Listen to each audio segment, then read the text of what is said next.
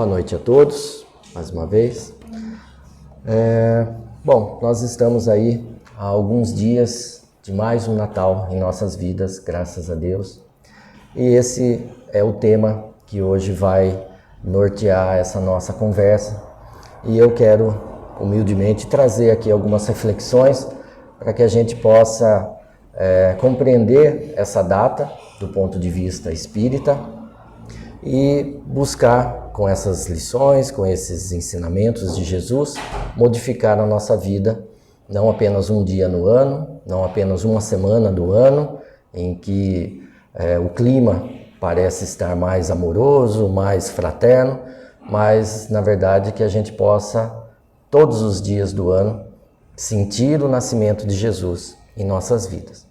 Então, como eu já tive até a oportunidade de falar em outras palestras, em outros natais aqui nessa casa, o Espiritismo ele vê o Natal não simplesmente como a data do nascimento de Jesus. Não se comemora tão somente o nascimento de Jesus.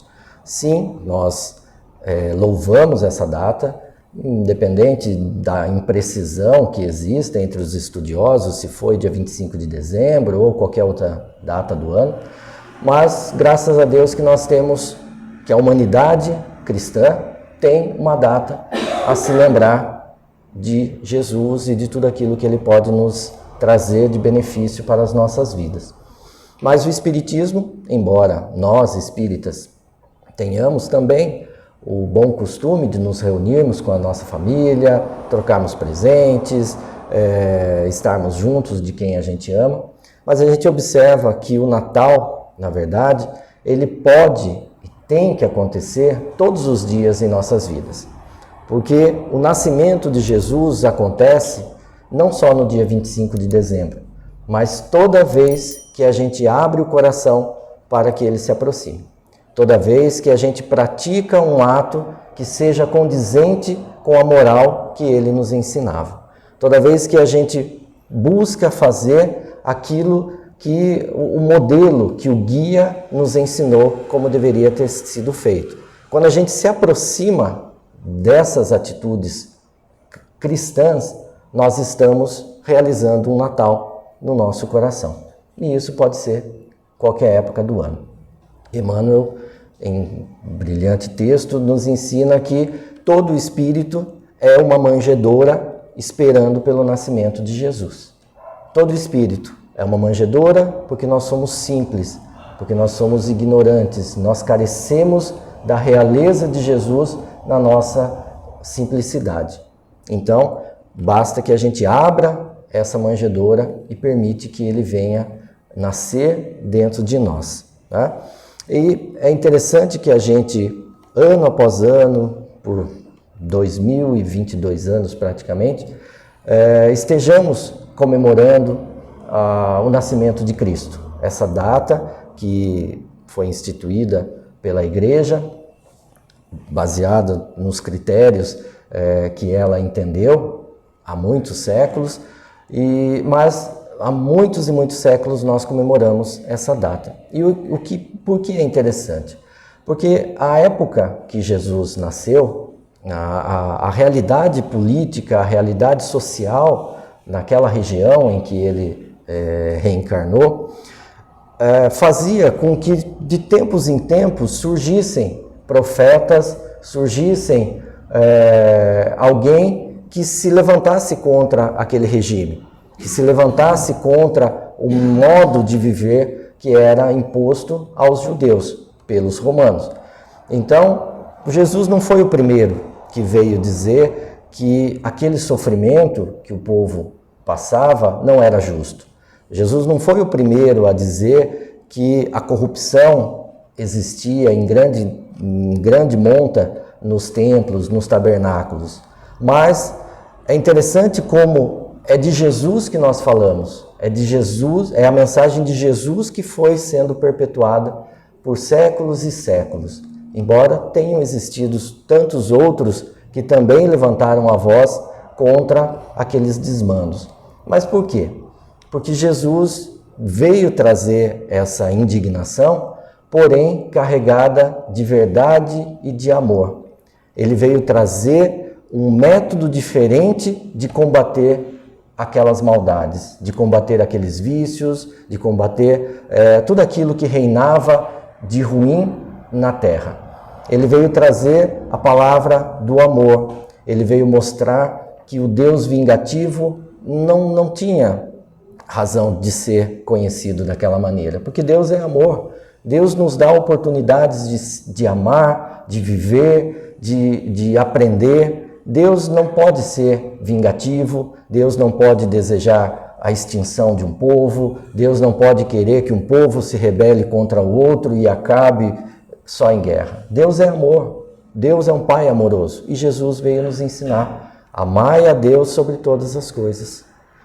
E Ele veio também nos ensinar a amar o nosso próximo, a desejar ao nosso próximo aquilo que a gente deseja para nós mesmos. O amor, nós desejamos respeito, nós desejamos tolerância, nós desejamos perdão, nós desejamos caridade quando estamos necessitados em algum aspecto. E é isso que ele diz: ame o seu próximo como a si mesmo. Então, são verdades que ele trouxe a partir da sua existência que calaram tão fundo na alma, no coração da humanidade, que carecia tanto de uma mensagem amorosa dessa maneira, que tem permanecido, porque o homem ainda não compreendeu essa mensagem.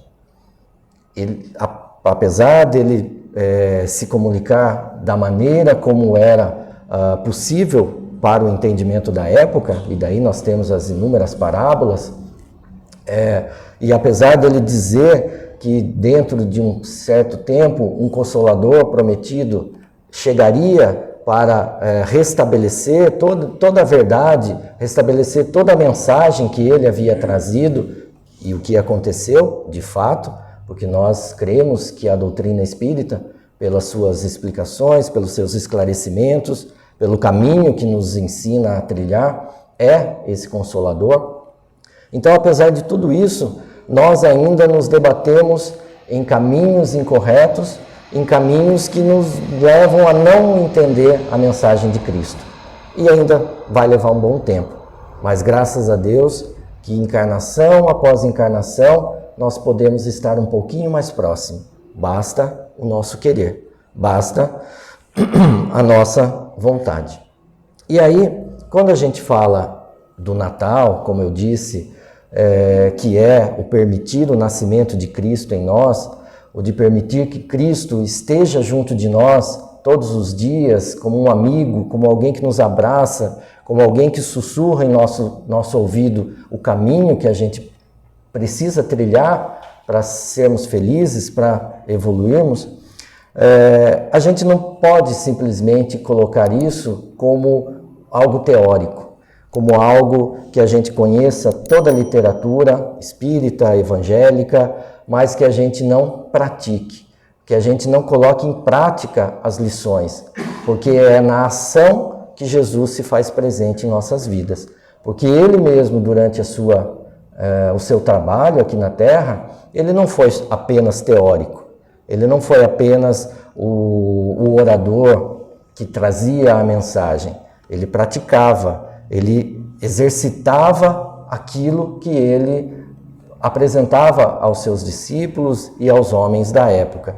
E Emmanuel tem, no texto Cristão sem Cristo, uma frase muito interessante. Ele fala assim: reverencia o Divino Mestre com todas as forças da alma, entretanto, não menosprezes honrá-lo na pessoa dos semelhantes. A gente tem que ter essa consciência de abrir o coração para Cristo, buscar conhecer Jesus, as suas mensagens, compreender as lições que ele pretendia. O que ele quis dizer com o Sermão da Montanha, por exemplo? O que ele quis dizer com a parábola tal ou a parábola tal? Vamos estudar, vamos reverenciá-lo dentro de nós, mas que a gente não menospreze que Cristo está no nosso próximo. O amor que a gente pode exercitar conforme Cristo nos ensinou, e que é o Natal dentro de nós, é o amor que a gente pratica com relação ao nosso próximo, ao nosso irmão. Então, eu queria trazer, aproveitando esse tema, uma perspectiva que me ocorreu, que eu pensei em colocar no caminho aqui dessa exposição, porque infelizmente nesse ano, e já de algum tempo, mas parece que o negócio floresceu ainda mais esse ano, nós vivenciamos situações de dissensão, de discussão, de afastamento com aqueles com quem a gente convive, seja por questão política, principalmente foi esse o motivo, questão ideológica e tantos outros motivos que podem também ocorrer na nossa vida, né? Tantos desentendimentos que podem ocorrer. E aí eu pensei em trazer a aproximação que a gente tem que fazer como forma de exercitar esse Natal de Jesus dentro de nós. Então, Emmanuel, mais uma vez, a gente sempre se socorre de Emmanuel porque é o nosso mentor preferido, é o sábio. Ele diz assim, que aquele que procura reconciliar-se, assumindo a responsabilidade de novo entendimento, é sempre um coração inspirado no verdadeiro amor. E aí, nessa leitura que eu fiz esses dias, eu encontrei um texto muito interessante, é simples, é singelo. É um livro chamado O Evangelho de Chico Xavier, escrito por Carlos Bacelli. E é um livro em que ele conviveu um certo tempo com o Chico e ouvia suas histórias, ouvia os seus causos, ouvia as situações com que ele havia presenciado na sua jornada, e ele foi colocando no papel. Então é um texto em que o Carlos nos traz uma historinha que o próprio Chico contou a ele, que é mais ou menos assim. Um senhor chegou um dia lá na casa do Chico, queria conversar com ele, e explicou que há muitos anos um amigo de longa data o havia injuriado. Falou alguma coisa que ele não gostou, ficou atravessado, e os dois se desentenderam, eles não chegavam a um acordo e eles se afastaram. E esse, que foi procurar o Chico, se sentia na razão da discussão. Ele estava na razão e esperava que o outro viesse pedir perdão. E diz ele que ficou anos e anos esperando por esse perdão. E ele, toda vez que pensava no assunto, sabia de cor e salteado tudo aquilo que ele retrucaria para o antigo amigo. Porque o outro pediria perdão, mas ele não ia simplesmente aceitar o perdão. O outro ia ter que ouvir tudo aquilo que estava entalado, que ele precisava esclarecer. Só que o amigo injuriado, é o título do texto, fala para Chico: passaram-se anos, estou aqui de cabelos brancos, e um dia, recentemente, ele me aparece em casa. Senta junto comigo, também velho, assim como eu, pede perdão, diz que também não tinha coragem de vir ao meu encontro e ficava maquinando o que falaria para mim quando nos encontrássemos, e pede o perdão. Mas eu, Chico, eu não tive coragem de falar nada para ele. Porque tudo aquilo que ele me explicava do que tinha acontecido, os anos de velhice, me fizeram entender que eu também tive culpa naquela situação. Então eu não tinha palavras para dizer a ele. Eu aceitei sim o seu perdão de todo o meu coração. Mas aquela vontade que eu tinha de pôr no jornal, ele até fala, de que o fulano veio se humilhar aos meus pés, eu não tive coragem de contar a ninguém. Estou contando a você pela primeira vez. E eu, passado alguns dias disso, esse companheiro faleceu. E hoje eu fico pensando o tempo que nós perdemos, aquela amizade que a gente nutria e que acabou se esvaindo no tempo por conta desse mal entendido. E aí Chico conclui dizendo: feliz daquele que na hora de dar o troco perde a vontade. Mas a ideia então que me trouxe esse texto é que a gente não chegue a esse ponto. Se a gente tem a quem pedir perdão, ou se a gente tem de quem ouvir perdão, que seja agora, que seja essa semana, que seja com um telefonema, que a gente não perca tanto tempo. Porque a gente vai encontrar com essa pessoa, seja no final da nossa vida, seja no outro plano, a gente vai ter a oportunidade de sentar e conversar. Mas por que não agora? Por que não esquecer aquela desavença em torno de política que só afastou a família? Por que não entender que talvez você também tenha sido um pouco intransigente, que a sua ideia de verdade também tenha sido um pouco extravasada e não deu a chance do outro falar? E mesmo que você saiba que talvez você esteja na razão, compreenda que o outro também tem direito de errar, de exagerar, de eventualmente perder a mão numa discussão. E vamos nos reconciliar. Vamos trazer Jesus para a nossa mesa na ceia de Natal e convidar aquele parente que de repente a gente pensou e falou: esse ano esse cara não vem passar o Natal aqui comigo. Vamos mudar essa ideia, porque isso é colocar em prática o Natal de Cristo. Isso é trazer Jesus para dentro de nós, para junto de nós, ouvir no fundo do nosso coração a sua voz meiga dizendo: ame, perdoe, esqueça, não vale a pena. É isso que a gente precisa fazer, não só essa semana, mas o ano inteiro, todos os dias, em muitas oportunidades que possam surgir no nosso caminho. Um texto interessante que fala assim: existem companheiros e companheiras que terão sofrido golpes tão grandes que se acreditam incapazes de qualquer iniciativa para a pacificação com as criaturas que se fizeram instrumentos da amargura que lhe marcam os dias. Às vezes a ofensa, a mágoa, a injúria marca tão forte o nosso coração que a gente se sente incapaz de imaginar que se a pessoa sentar ao nosso lado para conversar, a gente vai ter coragem de ouvi-la, ou de dar o nosso perdão, ou de receber alguma palavra.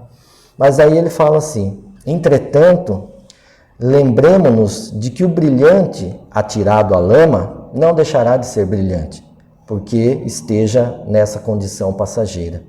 E pensando nisso, entenderemos que Deus tem recursos para retirar essa preciosidade do lixo humano, fazendo-a brilhar de novo ao domínio da luz. Nós, que somos uma pedra preciosa aos olhos de Deus, nós não deixaremos de ser uma pedra preciosa porque a gente está enlameado com as nossas mágoas, com as nossas ofensas, com os nossos vícios. A gente continua sendo. Então, pensando nisso, é que a gente pode entender, como diz o texto, que se a gente deixar que Deus, que Jesus, que é o mensageiro do nosso Pai, se a gente deixar que Ele limpe o nosso coração, que Ele faça resplandecer essa luz que tem dentro dessa nossa joia, a gente vai conseguir, sim, perdoar, a gente vai conseguir, sim, falar perdão, porque também nós cometemos equívocos e estamos também devendo um pedido de perdão. Então, assim, que a gente possa nessa noite, nessa semana, pensar que o Natal é o nascimento de Cristo, sim, mas espiritualmente falando, o Natal é toda a oportunidade que Cristo nos dá para que a gente renasça. É o nascimento de Cristo, mas no sentido da oportunidade que Ele nos dá para que a gente possa renascer.